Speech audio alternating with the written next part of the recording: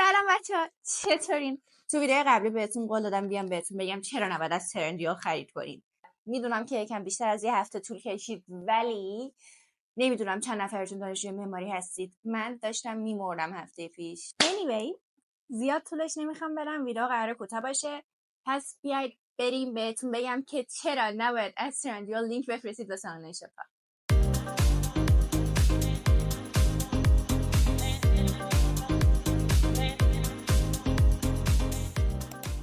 اول اینو بهتون بگم که این داستانی که میخوام براتون تعریف کنم هیچ ربطی به خود کسایی که آنلاین شاپ دارن نداره. من خودم چندین سال آنلاین شاپ داشتم. یک سریاتون که از خیلی وقت پیش منو سابسکرایب دارید میدونید، ولی الان فکر کنم یکی دو ساله که انجام نمیدم. واسه همین خیلی از اشتباهایی که میکنید و مدل لینک هایی که میفرستید رو میدونم. اگر اون آنلاین شاپ خودش حالا طرف مثل من داره ترکیه زندگی میکنه، احتمالش هست حالا بهتون بگه که این کارو نکنید، ولی خیلی هم خب اطلاعی ندارن، یعنی صرفا لینک که شما بهشون دادین و میان واردش میشن، خرید میکنن و همون رو براتون میفرستن. ولی این وسط داستان چیه بچه‌ها؟ من الان 5 ساله که ترکیه دارم زندگی میکنم، واسه همین یه سری چیزا رو خیلی خوب میدونم. مخصوصا اینکه چندین سالم آنلاین شاپ داشتم، براتون یه سری چیزا میفرستادم، ولی الان به خاطر درس و اینجور چیزا دیگه وقتشو ندارم. داستان چیه بچه‌ها؟ ترندیال یه جایی مثل نمیدونم بگم مثل دیجیکالا، همچین جایی. هر کس میاد حالا مالیات فروشنده بودن رو پرداخت میکنه، یه شرکت به اسم خودش باز میکنه که اصلا کاری نداره، میتونه بیاد تو ترندیال برای خودش یه دونه کانال بزنه و اونجا چیزایی که داره رو بفروشه. خیلی‌ها میان چیزای فیکی رو میذارن برای فروش. یعنی مثلا بهتون تو ویدیو قبلی گفتم چیزی که اینجا مثلا من میتونم از همه جا بخرم، از همه فروشگاه زنجیره‌ای، از همه نمیدونم چیزی که میتونم خیلی راحت بخرم، اون اسپری بنفشی که بهتون نشون دادم برای رشدمون، اونو من یک دفعه، فقط یه دفعه از ترندیال سفارش دادم و برام فیک فرستادن. و داستان اینجایی که اصلا اون انقدرم گرون نبود و من هنوز موندم که چرا باید همچین چیزی رو فیکشو بذاری، چیزی که اصلا تو خود ترکیه تولید میشه. واسه همین و اگه من اون محصول از قبل استفاده نمی‌کردم و نمیدونستم که چه بویی میده و اولین باری بود که داشتم اون استفاده می‌کردم، 100% استفادهش می‌کردم تا ته و معلوم نبود که توش چیه و چه بلایی سرم میاد. اول براتون محصولای کازمتیک رو توضیح میدم که چرا نه، بعد میرم سراغ برندا. بچه‌ها مثلا یه نمونه الان براتون آوردم اینجا هست. دوست من برند اوردینری رو خیلی دوست داره و از خارج از کشور یعنی از خارج از ترکیه خریده بود. خب داردینری خودش مثلا برند خیلی گرونی نیست، برید تو سایت داردینری مثلا $6 $7 $10، ولی مثلا ترکیه هم الان لیرش $1 30 لیره بچه‌ها.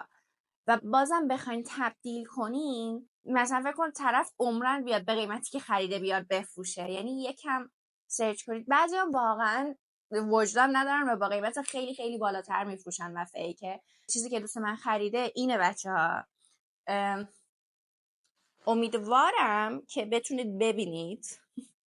بچه‌ها خیلی واقعی به نظر میاد، بسته‌بندیش خیلی با کیفیته، همه چیزش. اینم چیزی که البته جفتش یه محصول نیستن، ولی این داردینری اصله، این داردینری فیک بچه‌ها. و اگه اینو بدن دست من و اینم بدن و من ندونم کدومش، ببخشید همش میترسم میکروفون خراب بشه، اگه من ندونم کدومش فیکه کدومش اصله، 100% میگم این اصلشو خیلی قشنگ‌تر داره به نظر هم میاد، هم بسته‌بندیش خیلی لوکس‌تره، در صورتی که داردینری اصل این یکیه. اینم بهتون بگم که اینو از وقتی استفاده کرد شروع کرد به یه عالمه جوش زیرپوستی زدن اینجاهای صورتش، در اینکه به این فکر کنم 400 500 دیرم پول داده بود که اونم حتی از تخفیف خورده بود، از 1000 خورده شده بود 400 500 تا، ولی همش کلاهبرداری بود. و مثلا یه دختر هست تو ایران اینجوری که واو ترندیال همه چیزش برنده، همه چیزش اصله، او داردینری، من داردینری میخوام، میرم ترندیال پیداش میکنم، یکیشو برمیدارم میفرستم آنلاین شاپ. الانم داردینری اصل دارم،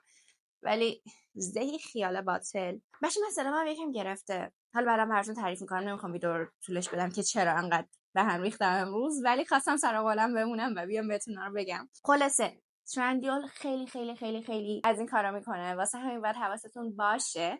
حالا توصیه من چیه واسه کازمتیک ها بچه‌ها؟ توصیه‌ام اینه که برید تو سایت های گراتیس، ایو، واتسون، سفورا اگه مثلا برنده خیلی چیزی رو میخواید. ولی مثلا یه سری برندا که تو ترکیه هستش خیلی زیاد، میتونید اونها رو از گراتیس، واتسون و ایو بگیرید که قیمتاشون خیلی خیلی پایین تره.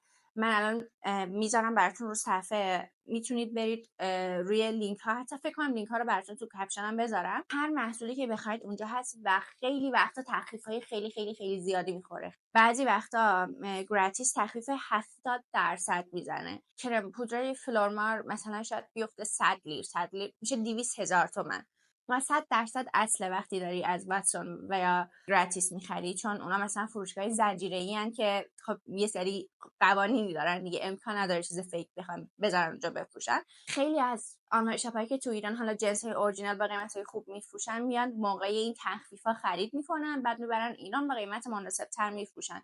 در این که مثلا فکر کن شما خودت بخوای همون کرمو بخری با تخفیف 70% برات مفت در میاد. این سایت‌ها رو هر چند وقت یه بار چک کنید. من خودم تو شورته یوتیوب سعی می‌کنم اگه موقعی رفتم دیدم تخفیفشون انقدر بالاه یا تخفیف خوب دارن، تو شورت میام براتون اعلام می‌کنم که مثلا فلان تایم الان تخفیف داره، حالا یا ایو یا واتسون یا گراتیس این تخفیف خوبو داره. بچا اگر میخواین خرید کنید الان برید خرید کنید. حالا یا من بهتون میگم یا خودتون هی برید چک کنید ببینید کی تخفیف خوب میزنن.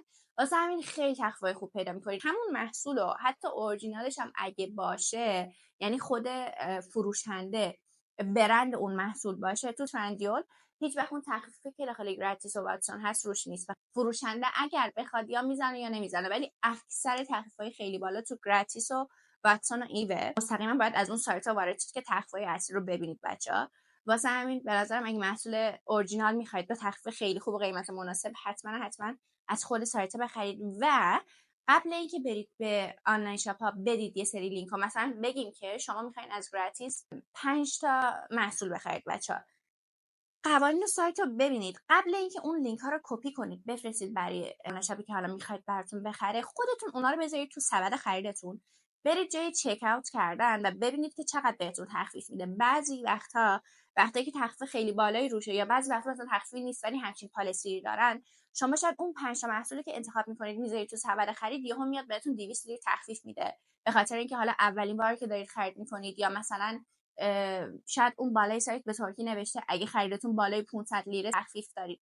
یعنی اینا رو دقت کنید، به نفعتونه. چون وقتی شما خودتون نمیدونید این داستانو، بعد یهو میرید به آنلاین شاپ میگید من این 5 تا رو میخوام، بعد مثلا خریدتون 500 لیره ولی در واقع روش تخفیف میگیرید چون بالای مثلا رسیده به 500 لیر و شما اینو نمیدونید، خب آنلاین شاپ هم بعضی وقتا بهتون نمیگن بچه‌ها، چرا مثلا حواسشون نیست نمیگن و شما در واقع میتونید با 400 لیر همه اونا رو بخرید یا مثلا 500 لیر میدید خبرم ندارید. یعنی حواستون به اینا باشه. یعنی چیزی هم که حالا از اون سایت انتخاب کردید حتما تو سبد خرید بذارید، موقع چک اوت کردن ببینید. بعضی وقتا ارسالشون رایگان میشه از یه جایی به بالا که الکی پول کارگو هم نخواید بدید، ولی 100% که باید پول پست رو بدید. ولی اگه بعضی وقتا میخوان یه پول پستی علاوه بر پول پست به ایران ازتون بگیرن، حواستون باشه که بگید آقا من این محصولی که سفارش دادم، این تعدادی که این مقداری که سفارش دادم، هزینه ارسالش نوشته رایگان، چرا من باید پول پست پرداخت کنم برای از توی ترکیه به توی ترکیه یا حالا از اون سایت به جایی که شما هستید. واسه همین حواستون به اینا باشه. نمیخوام طولش بدم، اصلا باید برم بیرون، صدام هم گرفته. بذار بگم بهتون دیگه بچه‌ها، 3 روزه نخوابیدم. یعنی الان خوابیدم بیدار شدم ولی جوری داشتم. نمیدونم چند نفرتون دانشجوی معماری هستید که دارید این ویدیو رو میبینید، ولی خواستم بگم سلام. هرچند من معماری نیستم، طراح دکوراسیون داخلی ام، معماری داخلی.